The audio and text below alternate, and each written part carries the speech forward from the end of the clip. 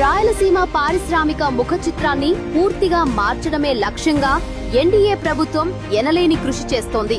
అందులో భాగంగానే కర్నూలు, కడప, చిత్తూరు జిల్లాల్లో ఏకంగా 12,298 కోట్ల భారీ పెట్టుబడులకు ఆమోదం తెలిపింది. ఈ పెట్టుబడులతో దాదాపు 11,000 మంది మన యువతకు ప్రత్యక్షంగా పరోక్షంగా ఉద్యోగాలు దక్కనున్నాయి. ఈ బృహత్తర ప్రణాళికలో కర్నూలు జిల్లా ప్రధాన చోదక శక్తిగా అవతరిస్తోంది.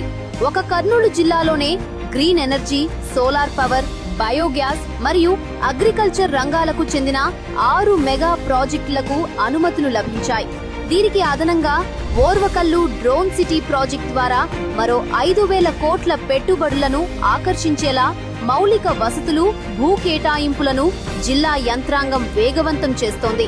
వినూత్న ప్రాజెక్టులు, సాంకేతికత మరియు స్పష్టమైన నిబద్ధతతో ఆంధ్రప్రదేశ్ రాష్ట్రాన్ని దేశంలోనే అగ్రగామిగా నిలబెట్టేందుకు ఎన్డీఏ ప్రభుత్వం బలమైన పునాది వేస్తోంది.